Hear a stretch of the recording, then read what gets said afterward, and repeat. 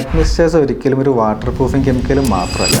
കഴിഞ്ഞ ദിവസം നമ്മുടെ ഒരു കസ്റ്റമർ കോൺക്രീറ്റിന് സിമെൻറ്റ് ഓർഡർ ചെയ്യാൻ വേണ്ടിയിട്ട് വന്നു. അപ്പോൾ നമ്മൾ അതിൻ്റെ കൂടെ അഡ്മിക്സ്റ്ററും കൂടെ സജസ്റ്റ് ചെയ്തു. അപ്പോൾ ആൾ പറഞ്ഞു ഇത് ഗ്രൗണ്ട് ഫ്ലോറിൻ്റെ കോൺക്രീറ്റ് ആണ്, നമുക്ക് ഫസ്റ്റ് ഫ്ലോറിലോട്ട് അത് എടുക്കാം. ഒരു വാട്ടർ പ്രൂഫിംഗ് കെമിക്കൽ എന്നുള്ളൊരു തെറ്റിദ്ധാരണയിലാണ് അവരിത് പറയുന്നത്. ഒരു കോൺക്രീറ്റ് മിക്സിന് അതിൻ്റെ മാക്സിമം സ്ട്രെങ്ത് അച്ചീവ് ചെയ്യാൻ വേണ്ടിയിട്ട് വേണ്ട പല ഘടകങ്ങളുണ്ട്. അതിൽ പ്രധാനപ്പെട്ട ഒരു ഘടകമാണ് സിമെൻറ്റ് വാട്ടർ റേഷ്യോ. അതായത് നമ്മൾ ആ കോൺക്രീറ്റ് മിക്സിലോട്ട് എത്ര വെള്ളം ആഡ് ചെയ്യുന്നുണ്ട് എന്നുള്ളത്. നമ്മൾ എത്ര വില കൂടിയ സിമെൻറ്റ് ഉപയോഗിച്ചാലും ആ മിക്സിലോട്ട് ആവശ്യത്തിൽ കൂടുതൽ വെള്ളം ഒഴിച്ച് കഴിഞ്ഞാൽ അതിന് ഒരിക്കലും സ്ട്രെങ്ത് അച്ചീവ് ചെയ്യാൻ പറ്റില്ല. പ്രത്യേകിച്ച് നമ്മുടെ സൈറ്റിൽ അൺസ്കിൽഡ് ആയിട്ടുള്ള ലേബേഴ്സ് ആണെങ്കിൽ അവർ ഈ കൊഴുപ്പ് കൂട്ടാൻ വേണ്ടിയിട്ട് ആവശ്യത്തിൽ കൂടുതൽ വെള്ളം ഒഴിക്കും. ഈ അഡ്മിക്സ്റ്റേഴ്സ് യൂസ് ചെയ്യുമ്പോൾ ഒരു പരിധി വരെ നമുക്കത് കൺട്രോൾ ചെയ്യാൻ പറ്റും. അതായത് ഈ നമ്മുടെ സിമെൻറ്റ് മിക്സിലോട്ട് ഈ അഡ്മിക്സ്റ്റേഴ്സ് യൂസ് ചെയ്യുമ്പോൾ ഇതിൻ്റെ വർക്കബിലിറ്റി കൂടും, അതായത് കൊഴുപ്പ് കൂടും.